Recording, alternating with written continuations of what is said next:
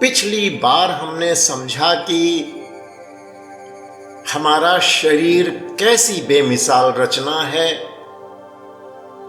उसे कितनी कारीगरी से बनाया गया है और यह मानना कितना मुश्किल है कि ऐसी अद्भुत रचना बिना किसी अव्वल दर्जे के दिमाग के, बिना किसी मास्टरमाइंड के बनाए हुए खाके और डिजाइन के अपने आप बन सकती है। और फिर हमारी अपनी देह ही क्यों?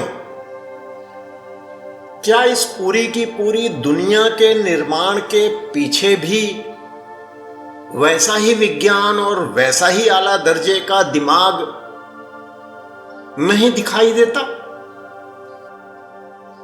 कितने आश्चर्य की बात है कि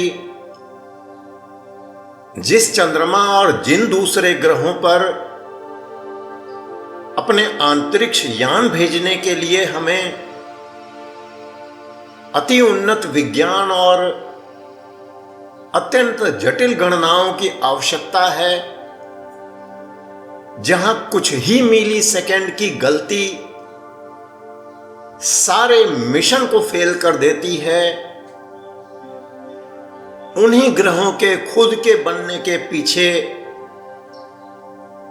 कोई विज्ञान नहीं है, कोई दिमाग नहीं है, सिर्फ संयोग है। वे सब के सब बन गए हैं बिना किसी विज्ञान के, बिना किसी दिमाग के। उन ग्रहों पर भेजने वाले जो यान हमने बनाए वो विज्ञान है, और वे ग्रह जिन्हें हमने नहीं बनाया वह सारा का सारा बस संयोग है। सो चित्त भी हमारी है और पट भी हमारी है। तो अगर हम जरा सा भी निष्पक्ष भाव से देखें और समझें तो यह जानना और समझना मुश्किल नहीं है कि जिस दुनिया में हम रह रहे हैं यह और ऐसी कोई भी दुनिया अपने आप नहीं बन सकती। आज अभी हमारी नजर सिर्फ इस सामने खड़ी रचना पर है, तो इससे आगे न हम कुछ देख पा रहे हैं और न ही सोच पा रहे हैं।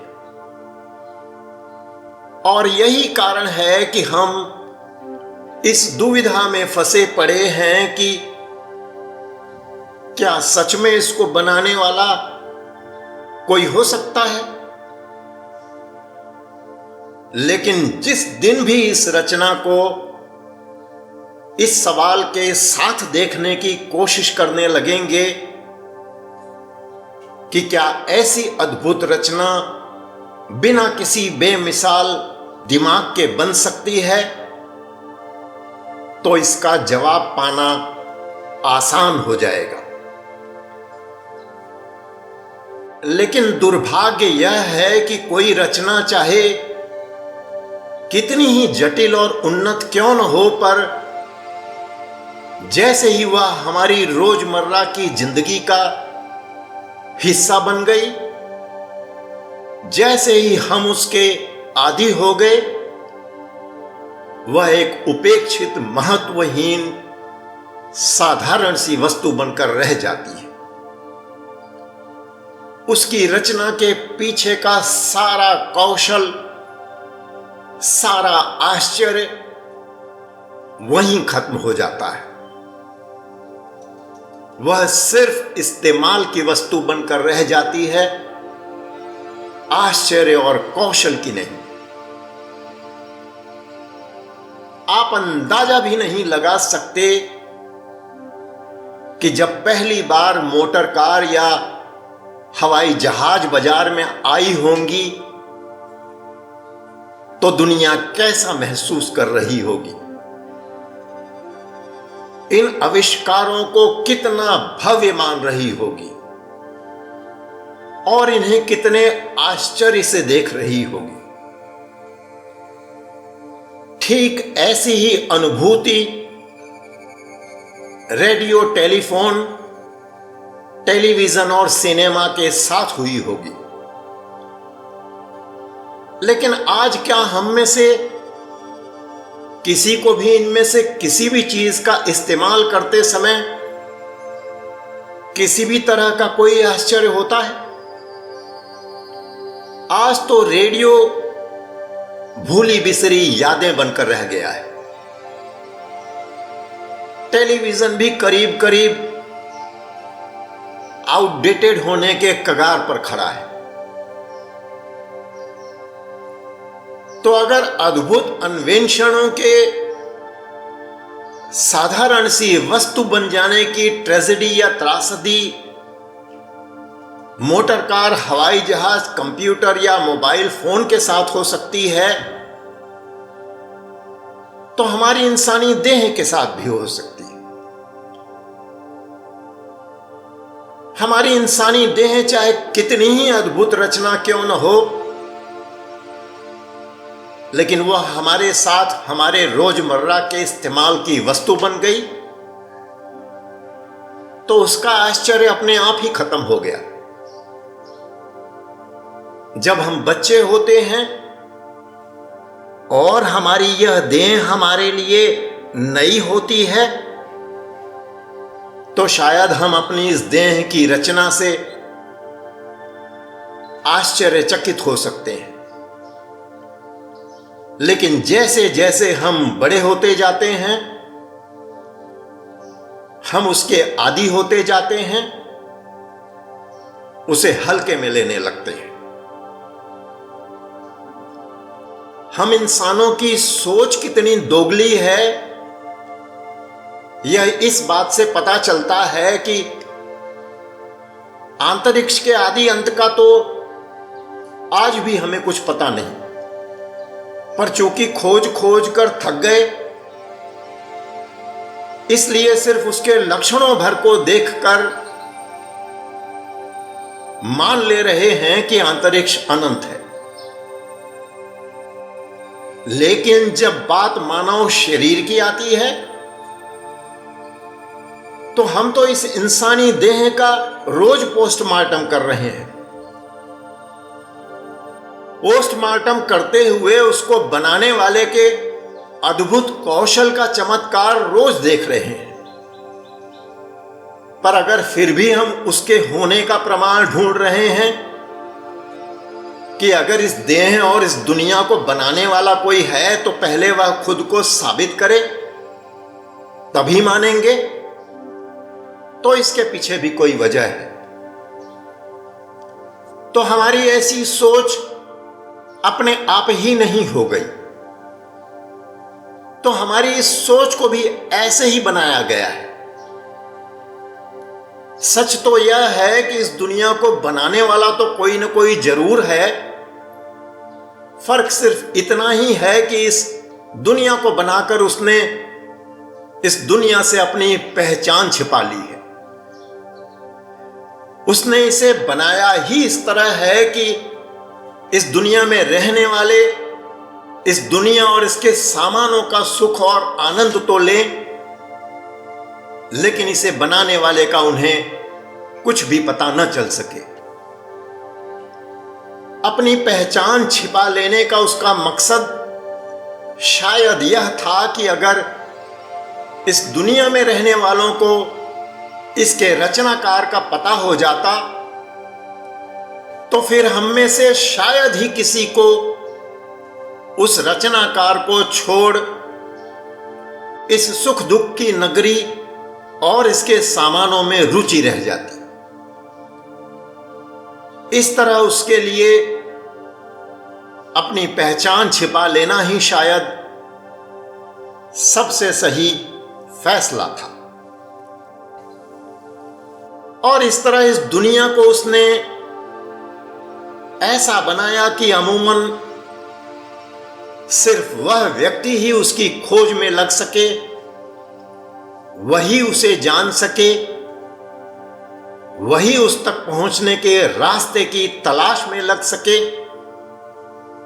जिसे इस दुनिया और उसके पदार्थों के असारता की समझ आ गई हो। तो अगर उसकी बनाई इस दुनिया को भी चलते रहना था तो शायद ऐसा इंतजाम जरूरी था। परमात्मा के होने का सच तो हम सब के लिए है। जैसे हवा सबके लिए है, सूरज और उसकी रोशनी सबके लिए है,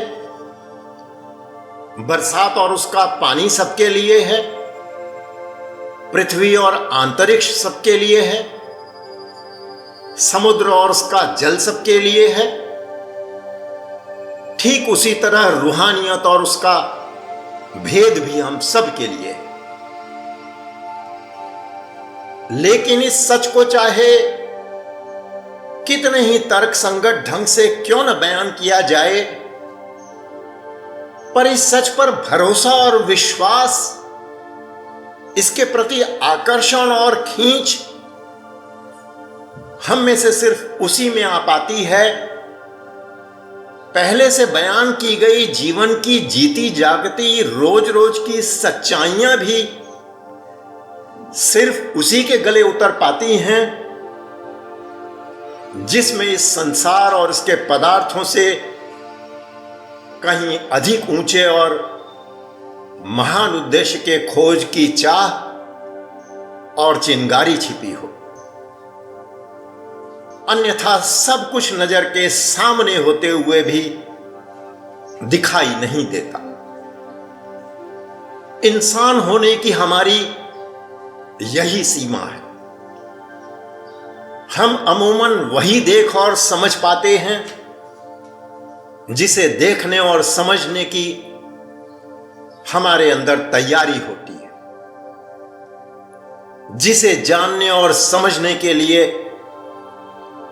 हमने अपना दिलो दिमाग खुला रख छोड़ा होता है, और जिसे देखने और समझने की हमारे अंदर तैयारी नहीं होती,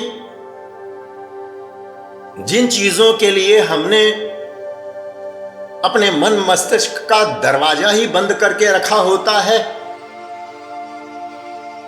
वह साक्षात नजर के सामने होता हुआ भी अक्सर दिखाई नहीं देता।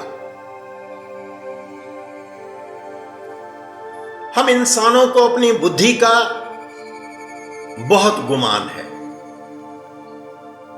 पर कुदरत ने जो नैसर्गिक बुद्धि हमें दी है उसका दायरा बहुत सीमित है।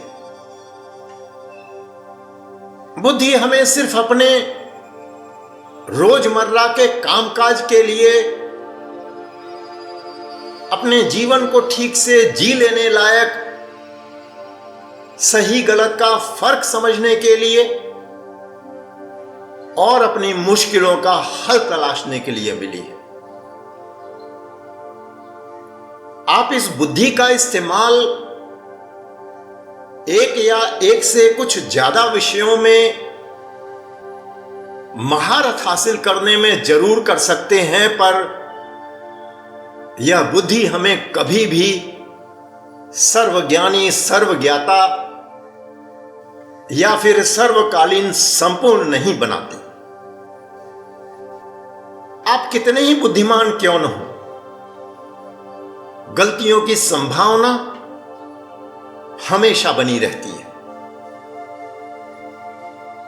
हमारी बुद्धि बहुत सी पेचीदगियां सुलझा लेती है, बड़ी से बड़ी गुत्थियों का हल ढूंढ निकालती है, पर बहुत गहराई तक और बहुत दूर तक देख नहीं पाती। इतिहास गवाह है कि जब जब भी हमारी बुद्धि ने अपने दायरे को भूलकर सिर्फ अपने दम पर बहुत लंबी छलांग लगाने की कोशिश की है, तब तब उसने न केवल खुद अपने लिए बल्कि अपनी भावी पीढ़ियों के लिए भी मुसीबतों का पहाड़ ही खड़ा किया है। हमारे घरों में television, fridge, press, mixer, oven, air condition, washing machine जैसे बिजली के ऐसे बहुत से उपकरण हैं जिनका बरसों से हम रोज इस्तेमाल करते आ रहे हैं, पर उनके भीतरी हिस्सों के बारे में हमें बहुत ही कम जानकारी होती है। कभी उनको जानने समझने की कोशिश करते हैं तब पता चलता है कि जितनी आसानी से हम उनका इस्तेमाल कर लेते हैं वो बनते उतनी आसानी से नहीं है। ठीक ऐसा ही हाल हमारे शरीर का है। इतनी बेमिसाल और आला दर्जे की कारीगरी से इसे बनाया गया है और हम होश संभालने से लेकर आज तक पल पल इसका इस्तेमाल करते आ रहे हैं, लेकिन हमें इसकी भीतरी बनावट का दूर दूर तक कुछ पता नहीं है। क्या कभी सच में इसकी जटिलता और कॉम्प्लेक्सिटी की ओर हमारा ध्यान गया है? क्या इसकी जटिलता और बेमिसालता की समझ हमें सच में कभी आ पाई है? जिस तरह टेलीविजन, प्रेस, फ्रिज और मिक्सर का हम बिना सोचे समझे इस्तेमाल किए जा रहे हैं, ठीक इसी तरह हम अपनी देह का भी इस्तेमाल कर रहे हैं। तो अगर हमें इनमें से किसी के अद्भुत होने, उसके बेमिसाल कारीगरी का नायाब नमूना होने का ख्याल नहीं आता, तो हमें अपनी अक्ल की काबिलियत पर नए सिरे से विचार करने की जरूरत है। ज्यादातर मामलों में हमारी इस तथाकथित महान बुद्धि को ठीक ठीक कुछ भी पता नहीं होता। बस आधे अधूरे तर्कों और अनुमानों से काम चलाती रहती है, जिसमें भूल की संभावना हमेशा बनी रहती है। और हमारी यह महान बुद्धि अनुमान पर आधारित इस कच्चे ज्ञान के सहारे ही सब कुछ जानने का दावा करने लग जाती है। इस आधे अधूरे, कच्चे और उथले ज्ञान पर इतराने लगती है और परम ज्ञानी बन जाती है। फिर कभी गलत साबित हो जाने पर बड़े बड़े भारी भरकम पर खोखले तर्कों के सहारे अपने झूठे ज्ञान को ढकने में लग जाती है। धीरे धीरे अंदर से अपने इस झूठे ज्ञान के खोखलेपन का एहसास जरूर होने लग जाता है, पर अपने ही मकड़ जाल में फंसी यह बुद्धि, जिसने बरसों से अपने जिस ज्ञान को सच्चा मानकर अपने सीने से लगाए रखा होता है, एकाएक अचानक उससे छुटकारा पा लेने में कठिनाई महसूस करने लगती है। अपने इस ज्ञान के खोखलेपन का एहसास हो जाने के बाद भी बरसों लग जाते हैं यह मानने में कि अब तक जिसे यह सच मानती थी वह सब कुछ झूठ था। तो इस बुद्धि की मुसीबत दोहरी है। पहली यह कि जरूरी नहीं कि इसे जो कुछ पता है वह सही ही हो। दूसरी यह कि अगर इसे पता भी लग जाए कि इसे जो कुछ पता है वह सही नहीं है, तो भी उससे छुटकारा पा लेना आसान नहीं होता। लेकिन असली भ्रम तो तब टूटता है, असली होश तो तब आता है जब जीवन के किसी मोड़ पर इस महान बुद्धि का सारा गणित बार बार गलत साबित होने लग जाता है।